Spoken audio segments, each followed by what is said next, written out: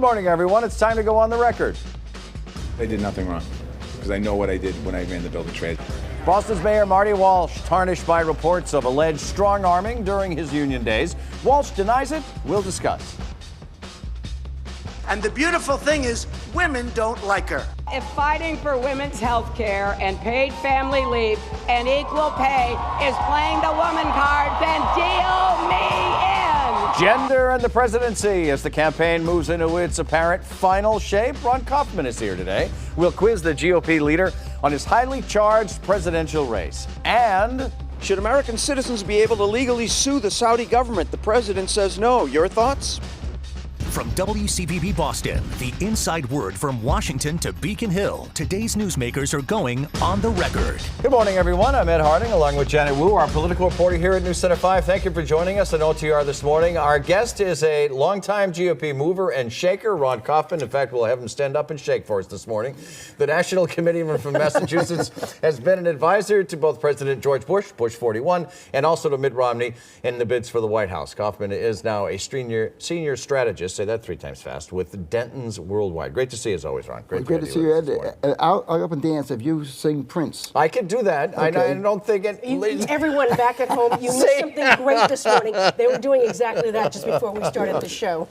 Anyways, let's get right down to business. Are you ready to get behind a Donald Trump presidential campaign? It appears that he's going to be the nominee of our party well before Cleveland in July.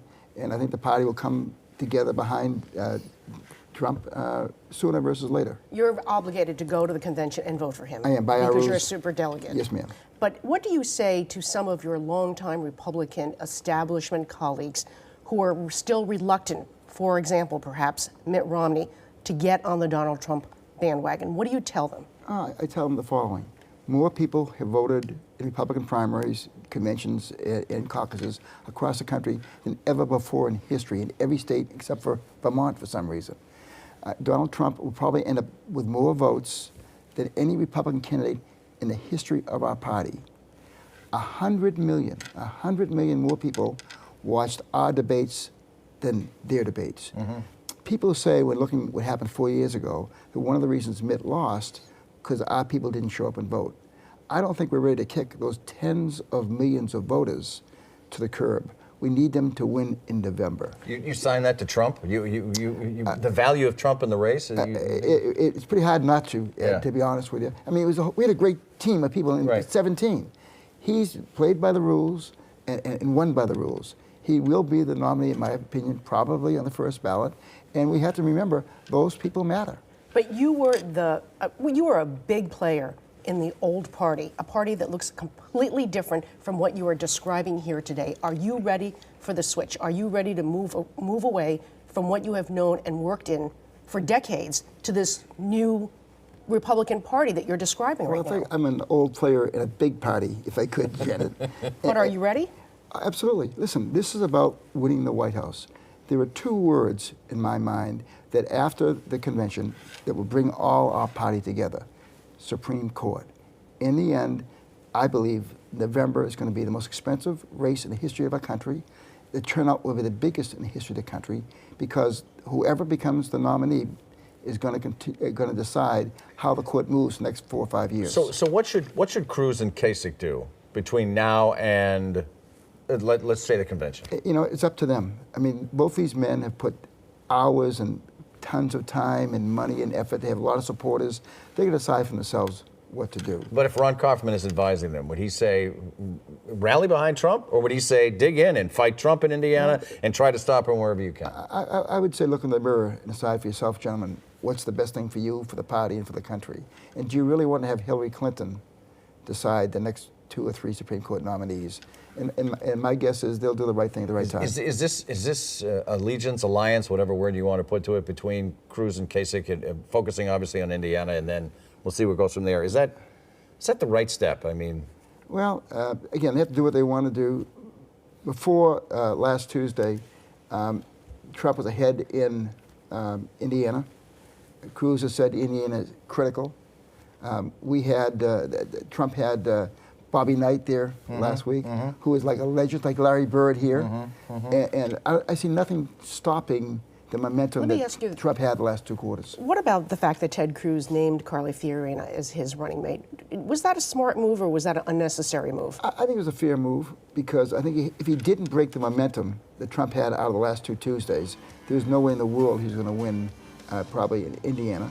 And he was trying to break into the news cycle and dominate the news for a couple of days.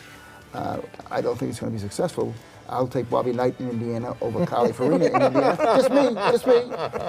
You know, and so my guess he did the right thing. It was a smart thing to do, but I don't think that Carly will help him any more than she helped herself. Probably. Let's talk about Cleveland. How divisive do you think it will be? How tough is the security going to be there, and how many? There's going to be a lot of protesters that are claiming that they're going to show up. I'm sure there are every convention. And I'm convinced that the folks in Cleveland are going to do a good job of making sure that it's a safe, fun, enjoyable convention for the for the people who go, whether it be the press or the delegates. But are you steeled for trouble? I think we're ready for any possible problems. The big problem is going to be security, Right? Because if we have an open convention, say, instead of having one hotel that has to be protected by the Secret Service, we may have to have 3. So security is going to be a nightmare. To make sure that there's no problem, Judy. But I'm not worried about it. But you are convinced that it's going to be a one-ballot convention and that it's not going to go It sure into appears that way. But one thing I guarantee you, in a worst-case scenario, Trump's going to get somewhere around 1,200 delegates. Worst case. That means that by definition, Cruz will get somewhere about 900 to 1,000. So that's 2,000 the minimum delegates out of the 2,450 they're going to go. One thing that will bind those delegates together, Cruz and the Trump delegates together, is that nobody but one of us is going to be the nominee. Janet mentioned the name Mitt Romney earlier in the conversation. I want to go back to the governor. He spoke out against Donald Trump months ago. This week, Trump declared that he is the presumptive nominee. Is Mitt ready to accept the fact that Donald Trump is the presumptive nominee? Well, Mitt's a private citizen now and has the right to say what's in his heart, and he did. He felt that way. He felt he owed it to some folks who've been asking him to answer that question. And then he's quietly been watching, like George W. Bush or George Herbert Walker Bush, watching from the side. And in the end, I believe the party will come together, including folks who were not happy in the beginning, because it does matter. Elections have consequences. This election is going to have more consequences than a lot. Will you put $10 down that Mitt Romney shows up in Cleveland? At least about 10,000. Oh, we're going to put 10,000? That was very good. That was his line. That was very good. Sure. How about a good meal someplace, Judy? Who's paying though? That's all I want to know. You are, Ed. There you go. Because I have Prince's fortune. That's Exactly why, right. Exactly. I heard you in the will. Our will is now to do the OTR pop quiz. Look at this. You ready for that? Come on, you're ready. I'm ready. You ready? Here we go. Ready? 1, 2, 3. The voting, as Donald Trump called it, the voting collusion between 2 GOP presidential candidates to stop Trump is another odd twist in a strange year. Name the states that Cruz and Kasich hope to claim in the deal. Indiana Right. for Cruz, Right. New Mexico and Oregon for Kasich. For Kasich. Question 2. Donald Trump calls Cruz Lion Ted. What is Trump's latest personal criticism of John Kasich? There have been several, but what is his latest, One other for than get out of the 41. race? 1 for 41. Oh, now it's 1 for 45. Well, there have been many, but the latest one 1 is for 45. he's eating. His name is he wants to change it because of his name. Trump wants Kasich to change it. It says spelling and pronunciation doesn't match. It's hard to say it with a mouthful. Pancakes. We continue on the record with Ron Kaufman. Stay with us.